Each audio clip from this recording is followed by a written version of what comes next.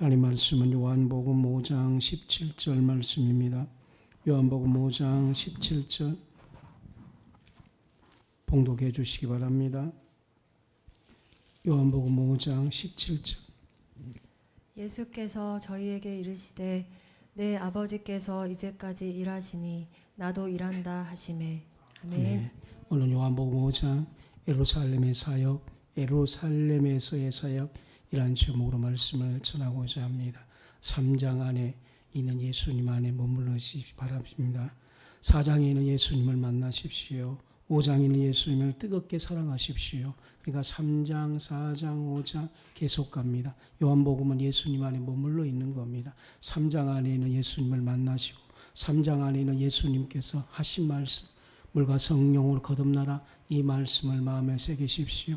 이 말씀이 여러분 안에 믿음 되시기 바랍니다. 4장에 예수님을 인격적으로 고백하십시오. 신령과 진정으로 예배드려라, 이 놀라운 메시지 앞에 아멘하시기 바랍니다. 사마리아 여인은 유대인이었습니다. 유대의 신앙 핵심은 거룩이었습니다. 거룩은 구별된 걸로 생각을 했습니다. 그래서 예배 장소가 너무나 중요했습니다. 근데 사장에 오신 예수님께서 그 여인에게 놀라운 복음을 주십니다. 신령과 진정으로 예배 드려야 된다. 이 말은 그녀는 알아듣기 시작했습니다. 성도 여러분, 예수님께서 신령과 진정으로 예배드리라, 이 말을 해석하려 하지 마십시오. 그냥 예수님께 엎드리십시오. 예수님께 항복하십시오.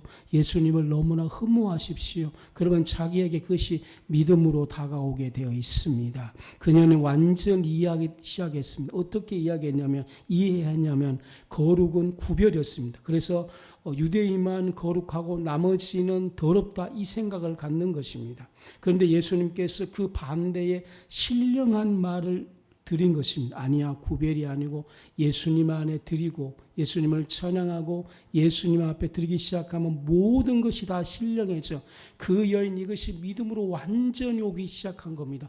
이제는 어떤 사람을 구별하지 않았습니다. 저 사람 착한 사람, 저 사람은 어떤 사람 구별하지 않았습니다. 이제는 예수님 안에 있으면 다 신령하다는 것입니다. 이것이 믿음으로 오니까 그녀는 물동이를 버리고 자기를 욕한 사람들, 자기에게 침 뱉은 사람, 그전에 상종도 안 했습니다. 이제 그들도 예수 안에 있으면 구별된 자요, 예수님 안에 있으면 신령한 자요, 예수님 안에 있으면 깨끗한 자로 알기 때문에 그녀는 동네 가서 복음을 전했던 것입니다. 어떻게 그녀가 이 신령의 말을 믿음으로 어떻게 받아들여서 자신에 있는 거짓 거룩함, 유대인만 거룩하고 유대인만 깨끗한 이 거짓 신앙을 벗어버리고 진정한 신앙, 예수님 안에 있으면 모든 것이 다 신령하다, 모든 것이 깨끗하다, 이걸 받아들였습니까? 신령을 고민하지 마십시오.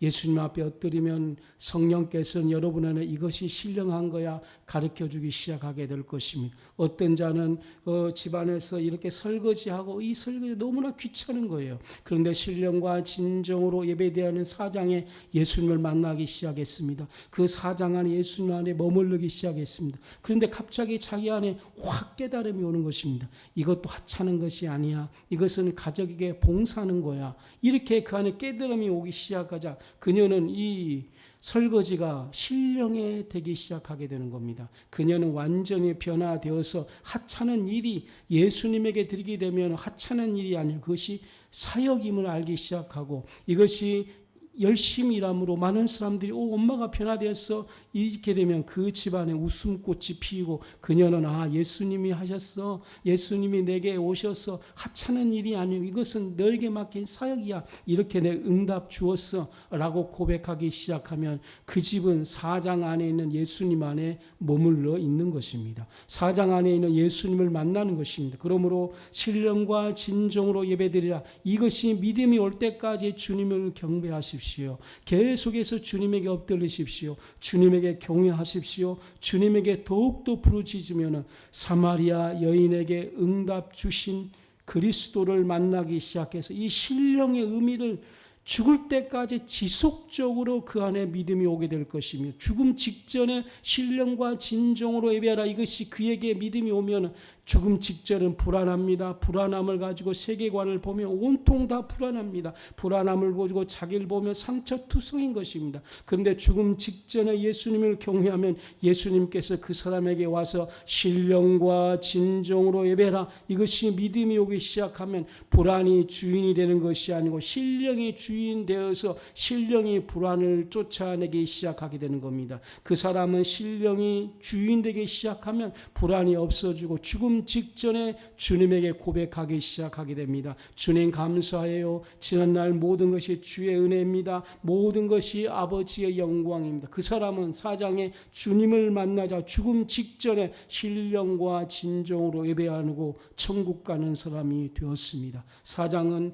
어릴 때 신앙부터 죽을 때까지 신령과 진정의 예배의 의미가 우리 안에 믿음으로 다가와야 되는 것입니다. 한 가지는 주님을 경외하십시오. 주님을 높이십시오. 끊임없이 예수 이름을 찬미하십시오. 예수님께 영광 돌리십시오. 신령과 진정이 믿음으로 오면 그때부터 여러분들은 예배자가 될 것입니다. 칠흑같이 어두운 바다에서도 예배자가 될 것입니다. 병들어서 힘들 때도 예배자가 될 것입니다. 사업이 힘들 때도 예배자가 될 것입니다. 부강할 때도 교만하지 않고 예배자가 될 것입니다. 잘 나갈 때도 교만하지 않고 예배자가 될 것입니다. 4장에 주님을 만났습니다. 4장에 주님 안에 머물러 있습니다. 우리는 이제 5장에 주님을 만나시기 바랍니다. 요한복음 그렇게 만나는 거예요. 3장, 4장, 5장 계속 그 5장 안으로 들어가는 것입니다. 5장 안으로 들어가서 그 주님을 막 끊임없이 껴안으십시오. 그 5장에 들어가서 묵상하십시오. 저도 지난주 설교해 놓고 4장 안으로 풍덩 빠졌어요. 내가 사마리아 사람입니다. 어떻게 하지 내가 신령과 진정으로 예배 드려야 됩니까? 라고 경외하죠. 내 안에 믿음이 확 오는 거예요. 그러니까 오늘 막 예배 시작할 때 우리 뭐 다른 거 없어도 피아노 반주 또 우리 집사님 찬양이 얼마나 믿음이 오는지 그러면 행복한 거 아닙니까? 목사님이 예배가 신이 나고 예배가 좋아지면 그거 끝난 겁니다. 진짜 목사님은 예배의 기쁨을 누린 목사의 설교를 들을 때 살아 움직이게 되는 것입니다. 여러분 안에 새로움이 있습니다. 여러분 안에 예수 이름으로 새로워집니다. 새로움의 불이 지금 오고 있습니다. 5장을 살펴보겠습니다. 본장에 나타나는 특징 두 가지 있습니다. 유대인들과의 첫 번째 마찰이 이르는 것이에요.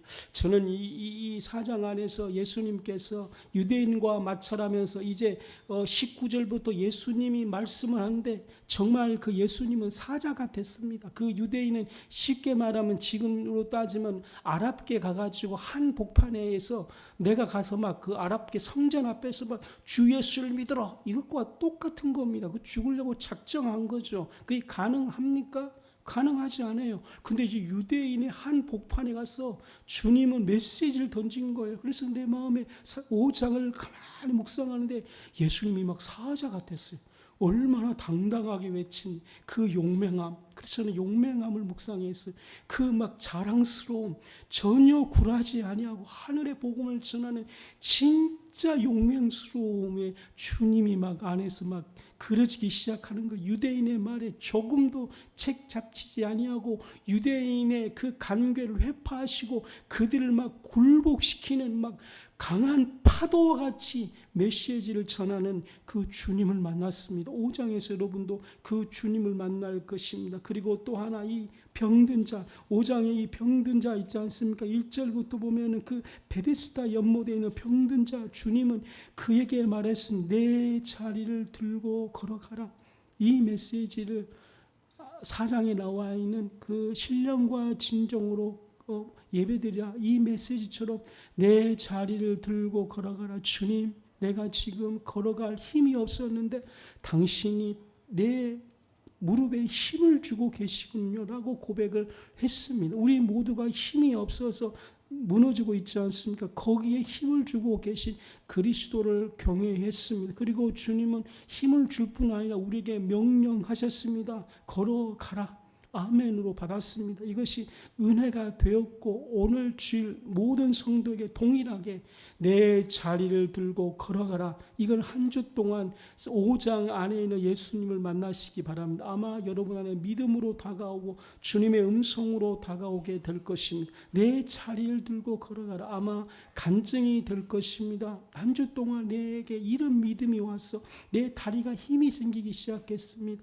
내 무릎이 힘이 생기기 시작했습니다. 내 마음이 힘이 들기 시작했습니다. 그래서 저는 걸어가기 시작을 했습니다. 믿음의 여정을 걸어가는 축복의 삶을 꼭 사시기 바랍니다. 십자가를 들고 갈 수 있는 힘을 주셨다는 거죠. 기도하는 무릎을 주었다는 것이요. 낙타 무릎처럼 기도하는 무릎을 주었다는 것. 3시간 기도하는 집사들이 나오고 2시간 기도하는 집사가 나오고 5시간 기도하는 집사가 나오기 시작했습니다. 그리고 더 많은 기도하는 자들이 일어나는 것이, 왜냐하면 5장에 주님이 우리에게 기도의 힘을 주기 때문에 그렇습니다. 기도는 은혜입니다. 기도는 은총입니다. 아무나 기도하는 것이 아닙니다. 하늘로부터 와야 됩니다. 그날은 안식일이었습니다. 안식일, 그날이 안식이었어요. 해필 주님이 안식이 얼마나 유대인들이 중요한 줄 알고 있습니다. 안식일을 범한다는 것은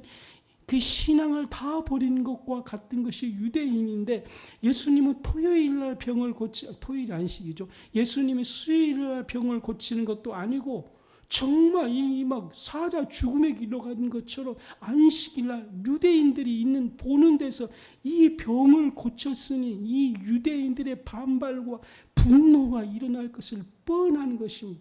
그럼에도 불구하고 유다의 사자이신 그리스도께서 그들의 반발이 일어날 때 그분은 당당하게 자신이 하나님의 아들이고 자신이 안식일의 주인이고 자신이 하나님이심을 증명했습니다. 그 메시지들을 유대인들은 받지 못했으나 5장에 나와 있는 그 메시지를 우리 모두는 스폰지처럼 막 그대로 받는 여러분과 제가 되시기를 바랍니다. 17절 금방 읽은 것처럼 주님이 말씀하셨습니다. 내 아버지께서 이제까지 일하시니 나도 일한다. 이 주의 말씀을 스펀지처럼 받습니다. 이 유대인들 용납할 수 없습니다. 그리고 유대인들은 공개적으로 주님을 핍박하기 시작하셨습니다.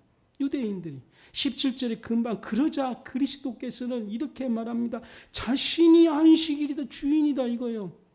얼마나 우렁찬 하늘과 같은 메시지입니다. 이 바보 유대인들이 안식일을 생명처럼 여겼는데 안식의 주인이 왔다는 거예요.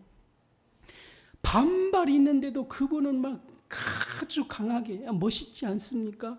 많은 유대인들을 막 굴복시키고, 안식일이 너희들의 목숨같이 여기는 그 안식일, 내가 주인이다. 내가 안식일의 시작이고 완성이다. 안식일이 왜 있어? 나 때문에 있다. 이 용감한 메시지를 아멘으로 받습니다. 자신이 근본 하나님이시며 안식일의 주인이므로 안식일에 나는 일할 수 있다. 그는 근본 하나님이고 안식일의 주인이라는 겁니다. 예수님은 안식의 주인입니다. 우리 모두는 아멘으로 받습니다. 유대인은 안 받아도 괜찮아요. 우리는 이 용감한 우렁찬 메시지, 안식일의 주인이다. 그러나 유대인들의 잘못된 신앙을 보십시오. 율법에 대한 그릇된 이해로 말미암아 유대인들이 저진 엄청난 결과, 그러므로 우리는 정말 이 장에서 하나님의 말씀에 대한 올바른 깨달음이 얼마나 중요한가를 알 수 있어요. 유대인들이 율법에 대한 그릇된 해석입니다. 왜 율법이 그릇된 해석을 했습니까? 율법, 하나님이 주신 율법이 인간으로서 유대인처럼 그렇게 율법에 몰두한 사람이 없었어요. 문자 하나하나를 기록할 때에 그들은 금식하고, 문자 하나 읽을 때마다 그들은 무릎 꿇고 정결하게, 이 정결함의 의식은 전 세계에서 유대인을 따라갈 자가 없습니다. 학문으로서나 마음의 정결함이나 또 자세나, 그리고 율법을 지키기 위해서 땀 하나 흘린 것까지 그들은 무게를 쟀어요. 그러니까 그만큼 율법, 이 정도면 우리는 보면, 이야, 대단한 사람이다. 이렇게 종교생활 잘 하기가 불가능해요. 그런데 왜 율법에 대한 그렇게 열심히 하는 자들이 율법에 그릇된 이해를 가졌을까요? 핵심은 이겁니다. 여호와 하나님을 마음으로 다 사랑하고 하나님을 진짜 사랑하게 되면 율법에서 말한 의미를 다 깨닫게 되고, 인간이 깨달음이 중요하거든요. 율법이 뭘 말하는지 다 알아듣게 되는데, 하나님을 사랑하지 않는 상태에서 인간이 그 율법을 지키기 위해서 몸부림은 반드시 그릇된 이해로 가버린다는 거예요. 이걸 반드시 정리하십시오. 성경을 하나님 사랑 없이 성경을 보기 시작하면 성경 백독이 도리어 암적인 성경이 되는 거예요. 그릇된 시각으로 성경을 보게 되어 있습니다. 그런데 어린애처럼 정말로 하나님 은혜 아니면 죽습니다. 이 자세로 성경을 창세기 1장 딱 읽으면 태초의 천지 이 말 앞에 눈물이 오고 감동이 되기 시작하게 되는 겁니다. 조혜련 보십시오. 왜 그가 이 구약 성경을 읽으면서 그렇게 인격적인 하나님을 만나고, 많은 사람들이 그 강의를 들으면 그 강의 속에서 진짜 하나님의 사랑을 깨닫습니까? 성경을 그가 많이 읽어서 그가 신학교를 나와서 아닙니다. 그 연인 속에는 자신의 죄를 용서하는 하나님의 은혜가 너무 크다는 것을 알기 시작합니다. 하나님의 사랑이요. 그 신앙이 율법을 이해시키는 겁니다. 그러므로 성경을 볼 때에 나를 너무 사랑하시는 그 하나님의 시각으로 율법을 대하십시오. 구약을 대하십시오. 구약을 읽으십시오. 그러면은 구약 성경이 읽어지게 되는 것입니다. 하나님의 말씀에 대한 올바른 깨달음이 어떻게 되냐? 금방 말하는 것처럼 문자적으로 해석하지 마십시오. 십자가 앞에 무릎을 꿇으십시오. 하나님, 저를 사랑해 주셔서 너무 감사해요. 하나님의 은혜밖에 없어요. 이러고 십계명을 대하면 지금 그 대한 십계명이 여러분 안에 올바른 깨달음이 반드시 가게 되는 것입니다. 사람은 깨닫는 것만큼 행동하게 되어 있고 순종하게 되어 있고 지평이 열려지게 되고 판단력이 되어 있으며 그 안에 소망이 이루어지게 되는 것입니다. 우리 5장에서 우리 안에 있는 잘못된 유대인의 사고와 유대인의 전통의 잘못된 율법에 대한 이해력이 오늘 5장에 예수님을 만나서 율법에 대한 바른 시각을 갖는 축복이 우리 안에 열려지게 될 줄로 믿습니다. 두 번째로는 16절, 유대인들이 왜 예수님을 핍박했습니까? 이 바보들 보십시오. 왜냐? 그들이 율법을 지키면서 하나님을 사랑하지 않았기 때문에, 율법에서 안식일을 말하는데 안식일의 주인이신 예수님이 오셔서 안식일의 병을 고쳐준다는 그것 때문에 그들은 삐져있고 그들은 화가 나는 것입니다. 아니 보십시오. 말씀 앞에 올바로 순종하려고 하니까 유대인들이 화가 나는 겁니다. 안식일은 나중에 안식일의 주인이신 예수님께서 오셨을 때에 안식일이 완성되어 있는데 유대인들은 그거를 전혀 이해하지 못하는 것입니다. 왜냐? 그들은 문자만 해석했지 그 말씀을 주신 하나님을 경외하지 않았기 때문에 그렇습니다. 그러자 유대인들은 편협적인 사고를 가졌고 근시안적인 율법주의로 빠지는 것이에요. 성도 여러분, 마지막 때에 정말 무서운 것은 교회 안에 있는 유대인들이 무서운 거예요. 교회 안에 있는 유대인적 목사님이 무서운 거예요. 실상은 그들은 이 유대인적 사고를 가지면 편협적인 시각을 가져서서 하나님 그 사랑 앞에 굴복합니다. 이 신앙 고백을 잘 못해요. 그래서 내년에 교회 표가 사랑에 굴복하다, 사랑에 항복하다 이겁니다.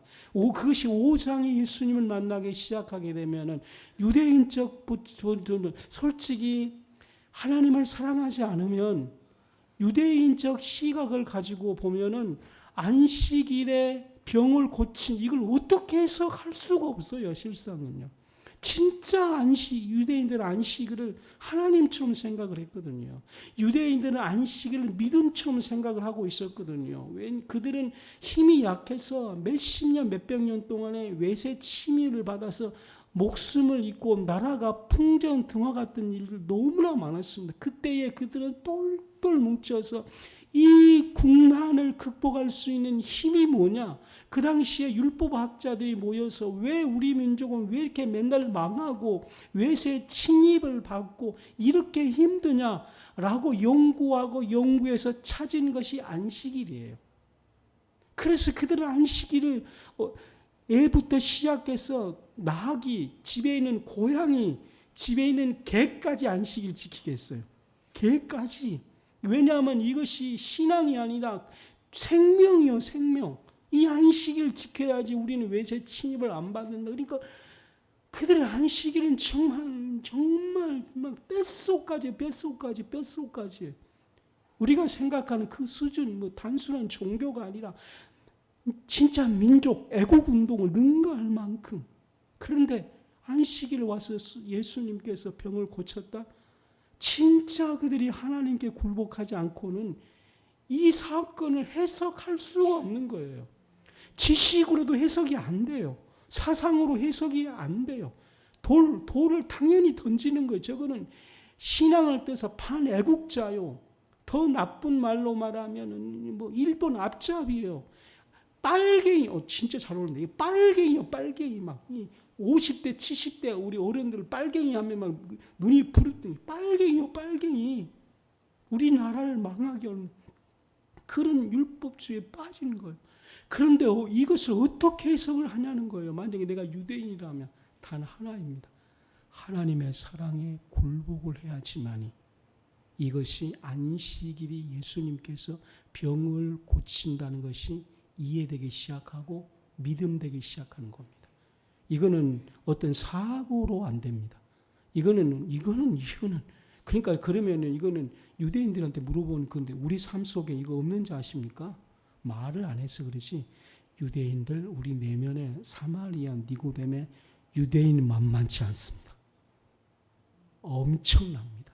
그냥 예수님은 내 구주 십자가 이거는 안 건드려요. 그러나 다른 하나님 외요 굉장히 많았습니다. 굉장히. 그래서 신앙이 이원화가 되는 거예요. 십자가 앞에서는 울어요. 그러나 유대인적 사고를 가지고 본 현실 앞에는 굴복이 안 돼요. 굴복이. 그래서 이것이 저는 지금 현대 일어나고 있는 기독교의 애국주의가 한 유대인 중에 하나라고 생각하는 거예요. 하나님이 걱정 없다. 하나님이 함께 하신다. 이거 안 되는 거예요. 진짜 안 돼. 그냥 천국 갈 때는 믿음으로 아멘 했는데 대한민국을 지키는 것은 안 되는 거예요. 그게 유대인적인 사고예요. 많습니다. 한번 적어보면 저 안에도 유대인들의 사고가 너무 많습니다. 너무. 오늘 이것을 5장에 주님을 만나면 안식일과 예수님 이 유대인들이 어떻게 이걸 결합시킬 수가 있겠습니까? 우리는 결합이 돼요. 우리는 안식일파가 아니잖아요. 우리는 불신자의 상태에서 주일날 교회 왔기 때문에 당연히 안식일 주인이에요. 그건 너무나 우리에게 당연한데 우리에게는 유대인처럼 유대인의 사고로 보았던 하나님에 대해서 오늘 5장에 주님을 경외하기 시작하게 되면 편협적이고 근시안적인 율법주의에서 계속해서 굴복하게 될 것입니다. 예수님 안에 계속 5장 예수님에게 꼭 머물러 있기 바랍니다.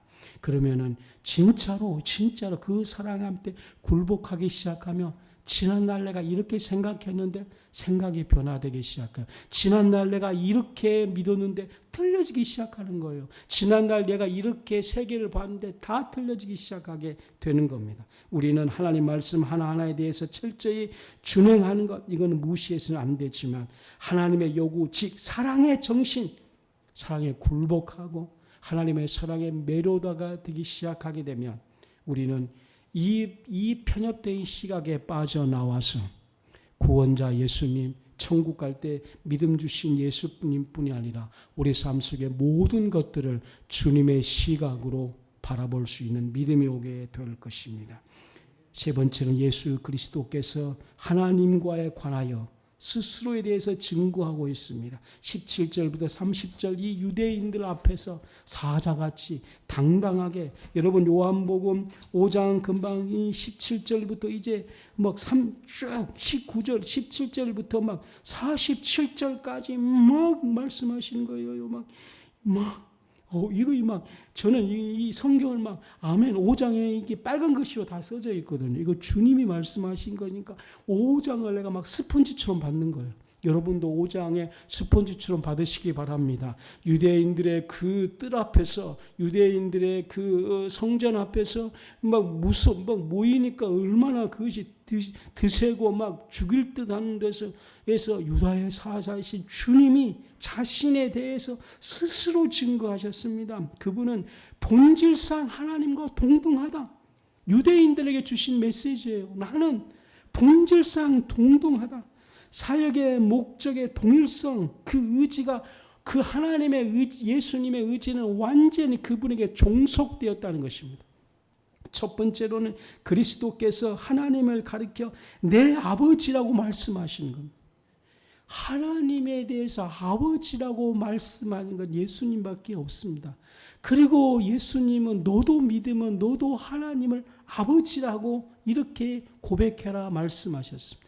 예수님은 여호와를 아버지 그렇게 고백하고 예수님으로 거듭난 우리도 동일하게 아버지라고 부르도록 우리를 초청하셨습니다. 우리 내면의 목노와 여호와를 아버지라고 부를 수 있는 우리 모두가 되십시다. 그러므로 그분의 자신이 본질에 있어서 근본 하나님의 이심을 증거하셨습니다.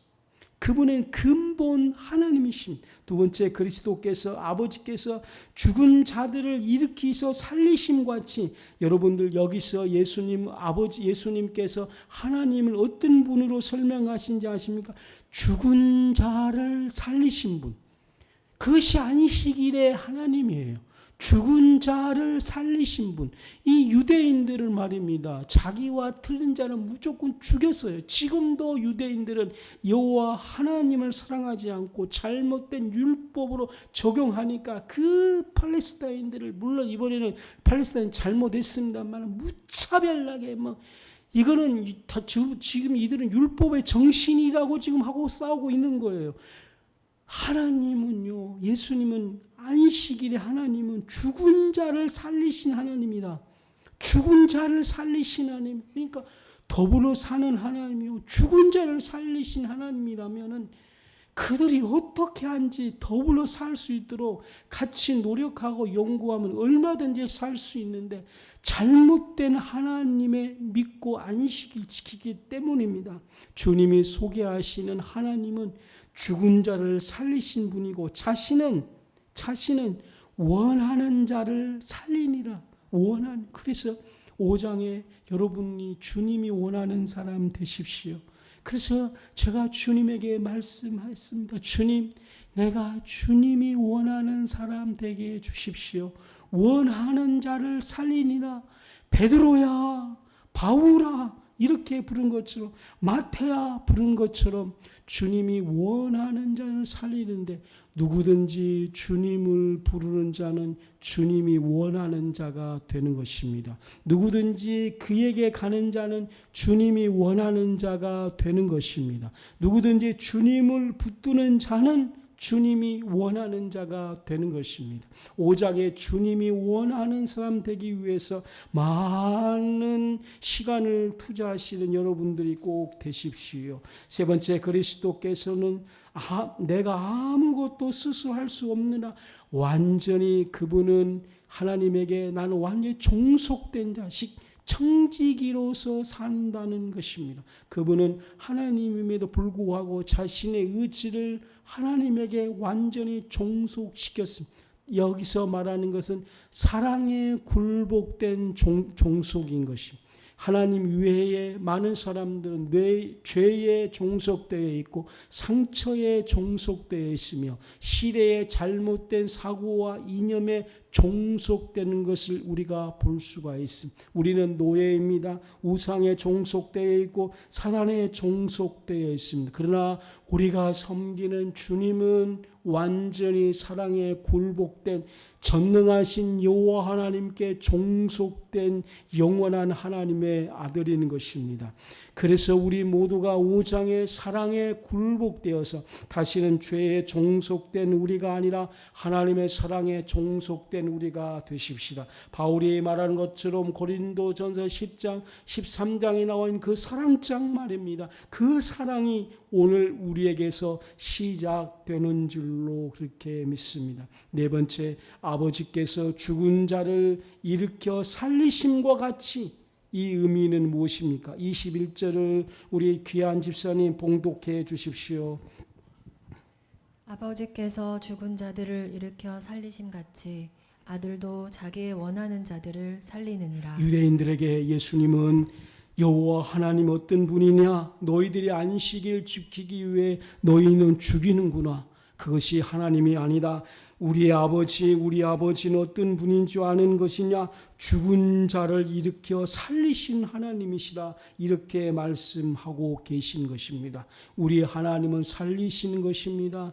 여러분들, 구약은 역기능적인 사고에서 심판하는 것이고 예수님은 우리를 순기능을 살리기 위해서 오시는 것입니다. 우리 안에 사랑, 충성, 깨끗함, 거룩함, 이것이 사장되어 있는데 이거 순기능인데 주님은 이것을 살리시는 것입니다. 우리 마음에 사랑이 올라오도록 우리 순기능을 살도록 역사하신 분이신 것입니다. 아버지께서는 죽은 자를 살리신 분, 안식일에 그곳에서 주님은 여호와 하나님은 죽은 자를 살리신 분이시다. 사자의 그 용맹스러운 메시지로, 그 쩌렁쩌렁한 메시지로 하나님을 증거하고는 그리스도이심을 보여주는데 그 주님의 메시지가 우리의 뼈를 강타해서 주님, 나를 살려주십시오. 나의 언어를 살려주십시오. 내 마음을 살려주십시오. 나의 무릎을 살려주십시오. 나의 발을 살려주십시오.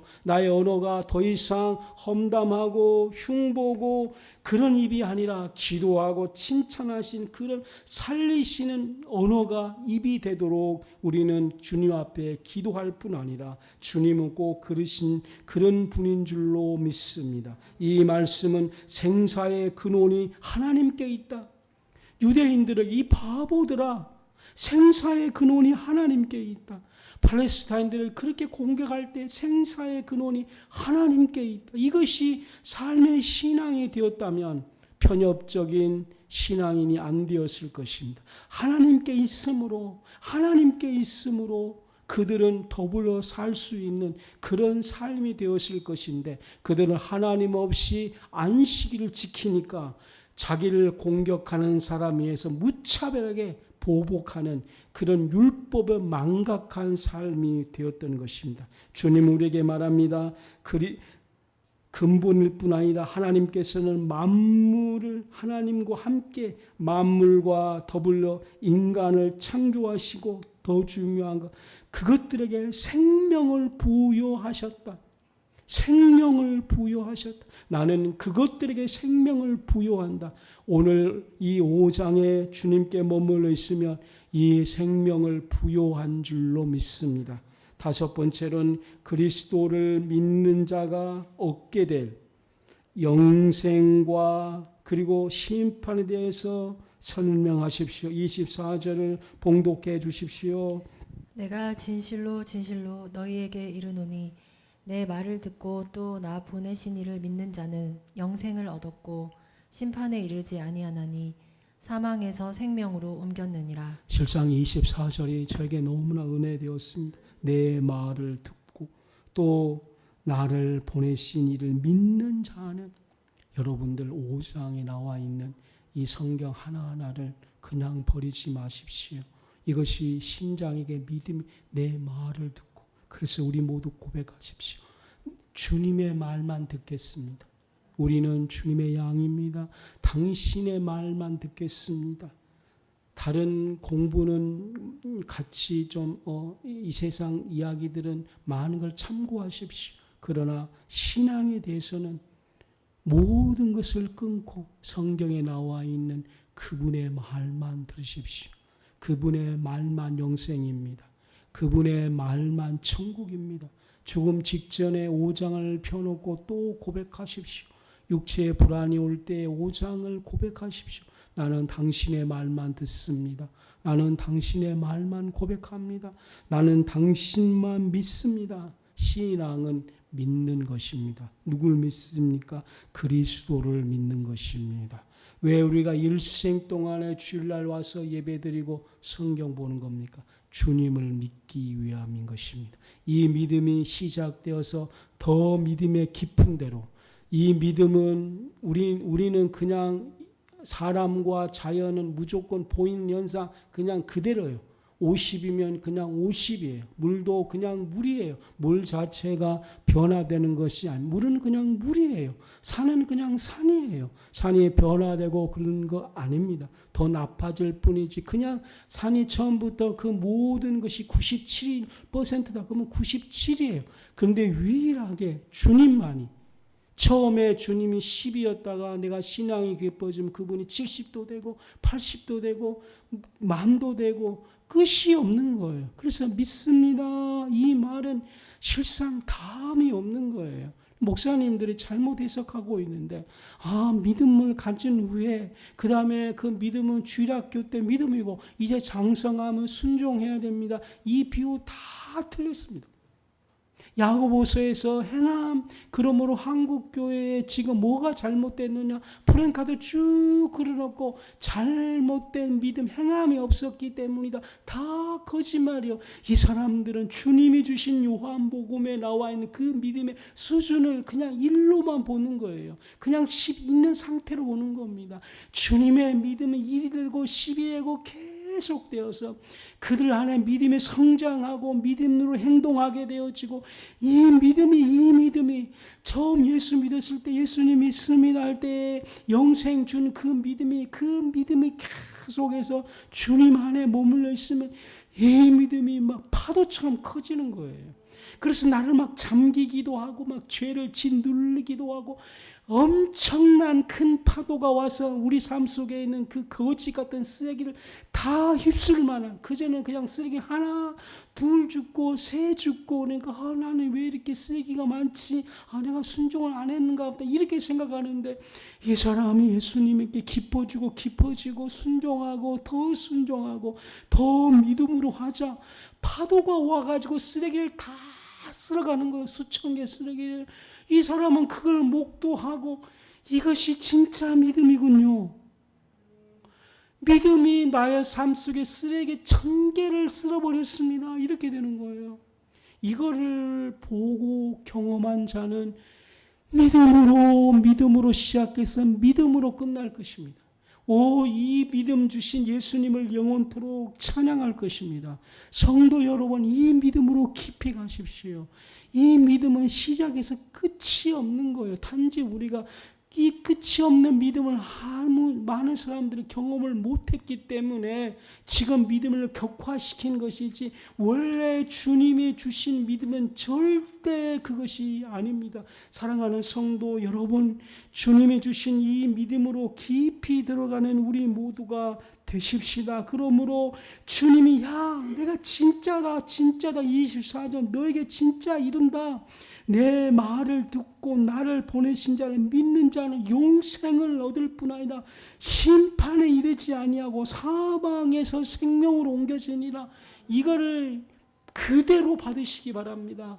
그대로 아멘 하시기 바랍니다. 지금 우리는 이 생명의 약동을 못 경험했기 때문에 순종의 삶이 1밖에 못 돼가지고, 그런데 진짜 성경에 나온 생명은 막 파릇파릇, 막 이 겨울 지나고 봄이 되면 새싹이 확 일어나고, 칠흑같이 어두운 밤을 지나고 새벽 되면 그 새싹들이 팍 일어나는 것처럼 주님을 믿는 자에게 주신 이 생명은 죽음 가운데, 죄 가운데, 낙심 가운데 파릇파릇 일어나게 될 것입니다. 우리가 경험 못하고 한국교회가 이것을 못할 뿐이지 믿음 자체가 약화된 것이 아니라는 겁니다. 그래서 이 믿음을 우리 모두 도전하십시다. 이 믿음을 소유하도록 주님을 더 붙잡으십시다. 생명 될 때까지. 여기까지 그리스도를 믿음으로써 얻는 영생은 결탄코 잃어버리지 않도록 성령이 지켜주십니다. 그래서 아멘 했어요. 그렇기 때문에 성도들은 비록 이 세상을 살아가는 동안 많은 실수와 죄를 짓기 하지만 종국에 가서는 그리스도 의로 말미암아 아직도 우리는 그리스도 의까지도 못 가고 있는 거예요. 그러니까 주님이 주시는 요한복음 5장에 믿음이 잘못된 것이 아니라는 거예요. 그리스도 의로 말미암아 영원한 생명의 나라에 들어가게 될 것입니다. 여기까지. 피아노 반주해 주십니다. 4장 예수님을 만나십시오. 3장 예수님을 만나십시오. 5장의 예수님을 만나십시오. 유대와 사자같이 부르짖는 설교를 여러분 그대로 받으시는 여러분 되십시오. 기도하겠습니다.